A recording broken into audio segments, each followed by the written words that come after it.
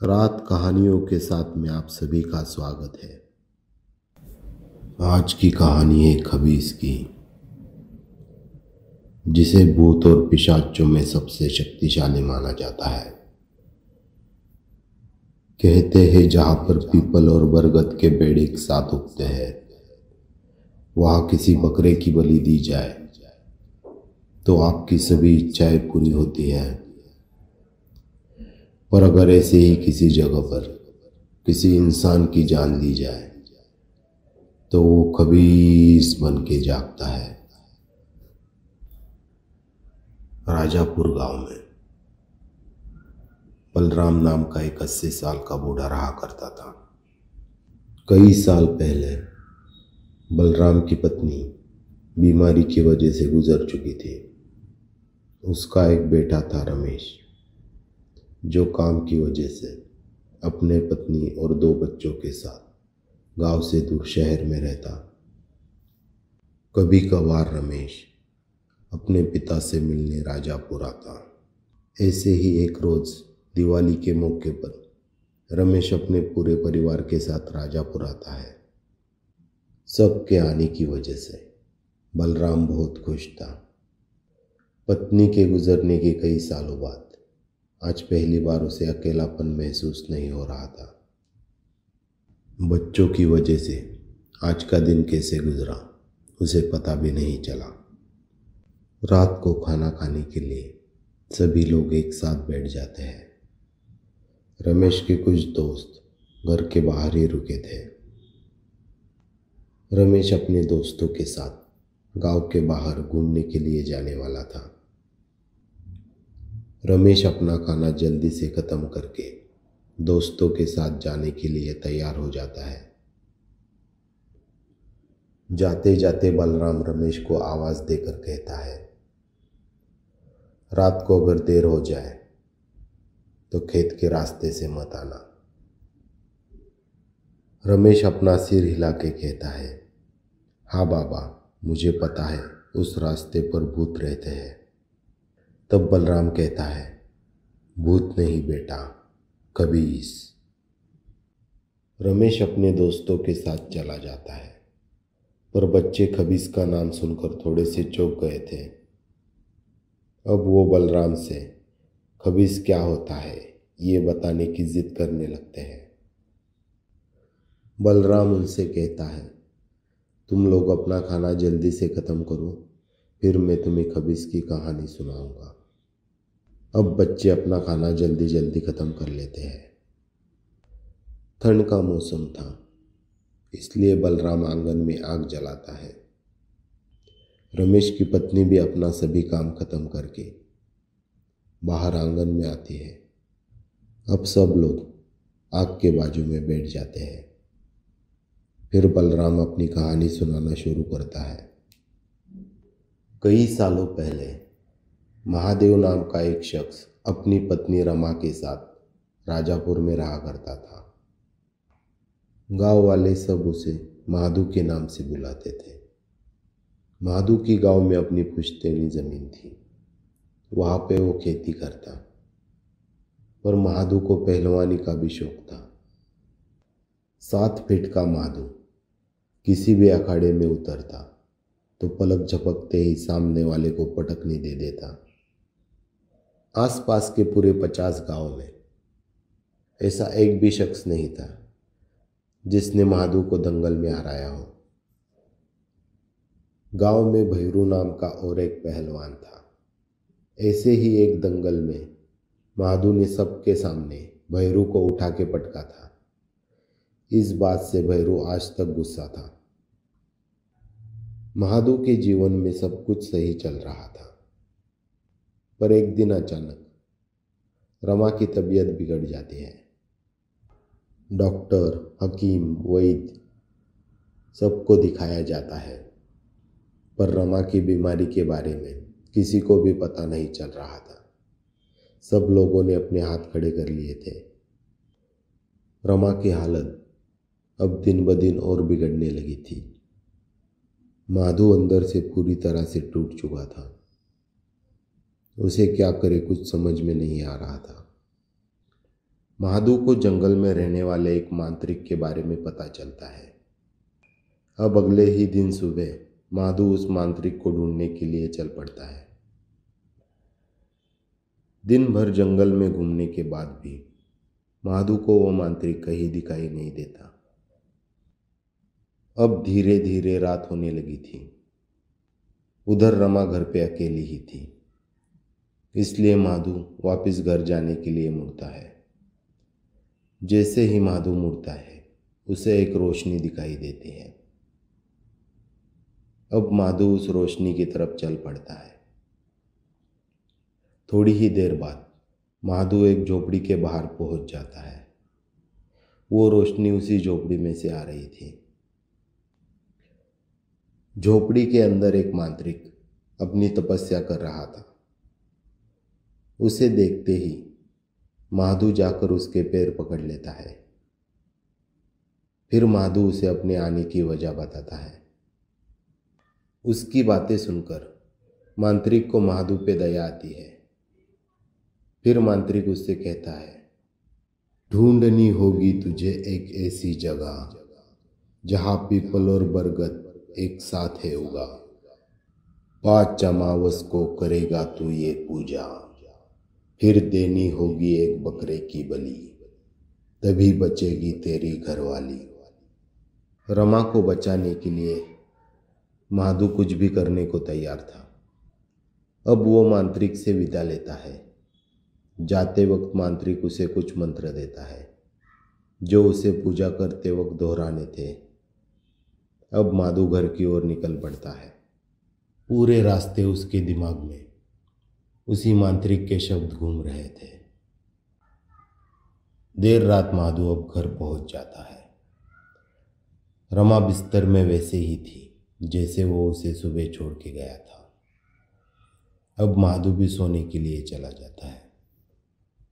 सोते सोते वो उसी जगह के बारे में सोच रहा था जैसे कि मांत्रिक ने उसे बताई थी। ऐसी जगह उसने पहले कहीं तो देखी थी, पर उसे ठीक से याद नहीं आ रहा था। अब वो दिमाग पे और थोड़ा जोर देकर सोचने लगता है। फिर उसे याद आता है, गांव से बाहर जाने वाली सड़क के एक कोने पर उसने ऐसी जगह पहले देखी थी। सुबह उठते ही वो उस जगह पर पहुंच जाता है। वहां पर बरगद और पीपल के पेड़ को साथ में देखकर वो बहुत खुश होता है। अब महादू पूजा की तैयारी शुरू कर देता है। अमावस की रात में अब बस 2 ही दिन बचे थे। महादू ने अपनी तैयारियां पूरी कर ली थी। अब महादू बेसब्री से उस रात का इंतजार करने लगा। पहले पूजा की रात आ चुकी थी। महादू घर से निकलने से पहले रमा के पास जाकर बैठता है। वो रमा के सर से हाथ घुमाकर कहता है, अब मैं सब ठीक कर दूंगा। फिर वो पूजा के लिए निकल पड़ता है। महादू पेड़ के नीचे पहुंच चुका था। मांत्रिक ने जैसे बताया वैसे ही पहले दिन की पूजा खत्म करके महादू अब फिर से घर की ओर चल पड़ता है। घर आकर अब वो चैन से सो जाता है। सुबह उठते ही सबसे पहले उसके कानों पर रमा की आवाज सुनाई देती है। रमा को पानी पीना था। वो अपने हाथों से रमा को पानी पिलाता है। थोड़ी देर बाद अपने हाथों से खाना भी खिलाता है। 3-4 दिनों में पहली बार आज रमा ने कुछ खाया था। इस बात से महादू बहुत खुश था। अब उसे मांत्रिक की बातों पर भरोसा हो चुका था। अगले 2 अमावस की पूजा भी वो सब अच्छे से कर लेता है। रमा की हालत अब पहले से और बेहतर हो चुकी थी। अब बस 2 बार पूजा करना बाकी था। महादू ने गांव में अब तक किसी को भी इस बात की भनक नहीं लगने दी थी। वो चुपचाप अपना काम कर रहा था। अगले अमावस को कुछ ही दिन बचे थे, तभी गांव में गंदा पानी पीने की वजह से कुछ लोग बीमार हो जाते हैं। इस अमावस को हमेशा की तरह माधो अपनी पूजा खत्म करके घर लौट ही रहा था, तभी भैरू उसे देख लेता है। अब भैरू गांव वालों को महादो अपनी शक्ति पाने के लिए कुछ अघोरी पूजा कर रहा है, उसी वजह से गांव वाले बीमार पड़ रहे हैं, ये बोलकर भड़काने की कोशिश करता है।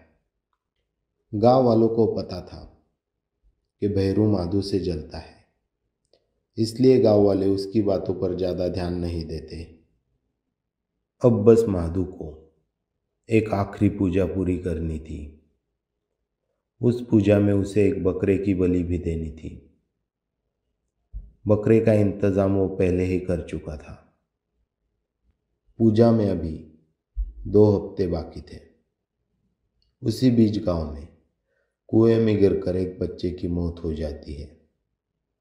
इस घटना की वजह से पूरा गांव सदमे में था। अब इसी बात का फायदा उठाकर भैरू फिर से गांव वालों को माधो के खिलाफ भड़काने की कोशिश करता है।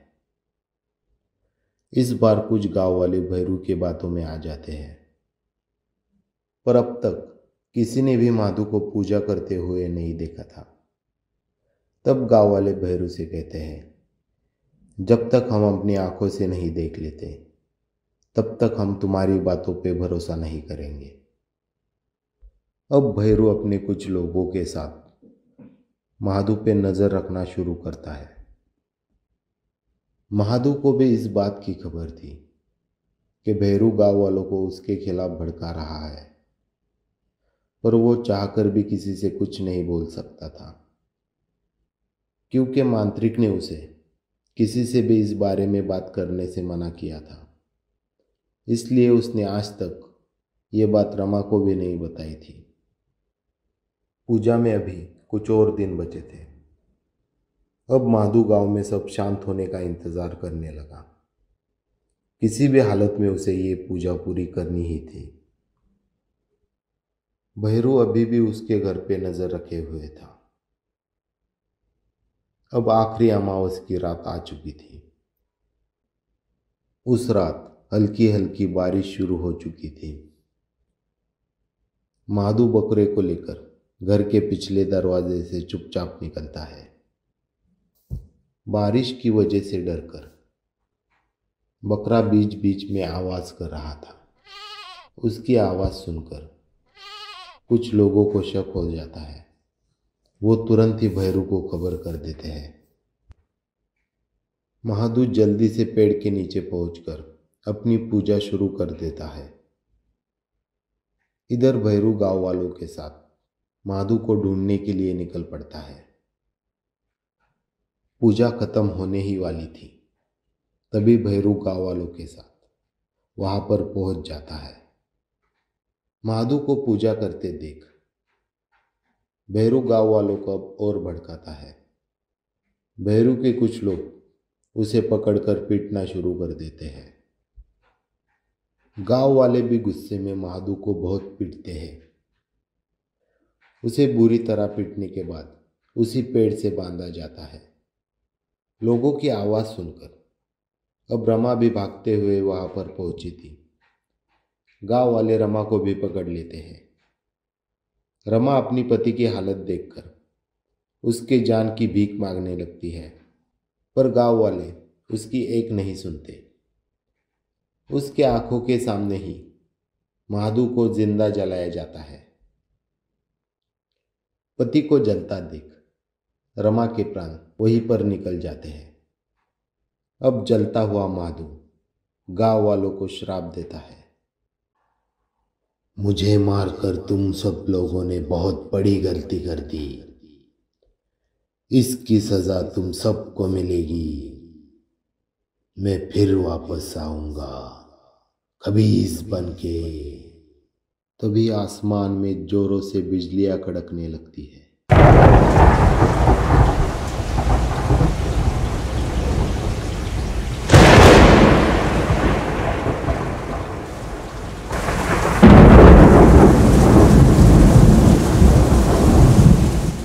हल्की हल्की बारिश अब तूफान का रूप ले चुकी थी।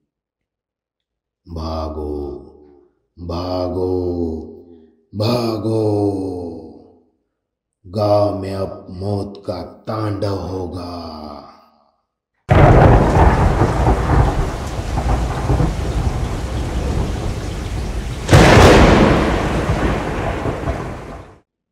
दोस्तों के साथ बाहर गया हुआ रमेश अब लौट के आता है। रमेश बच्चों से कहता है, तुम लोग अब तक जाग रहे हो? बच्चे कहते हैं, दादाजी हमें खबीस की कहानी सुना रहे हैं। अब रमेश बच्चों से बोलता है, चलो अब बहुत देर हो चुकी है, अब सो जाओ। बलराम भी बच्चों से कहता है, चलो अब सो जाओ, हमें कल जल्दी उठकर दंगल देखने जाना है। अब सब लोग सोने के लिए चले जाते हैं। खबीस सब जाग चुका था। वो पूरे गांव पे अपना कहर बरसाने वाला था। कहानी में आगे क्या होता है जानने के लिए चैनल पे बने रहे। कहानी का अगला भाग मैं आपके लिए जल्द ही लेके आऊंगा। तब तक के लिए आप सबसे विदा चाहता हूं।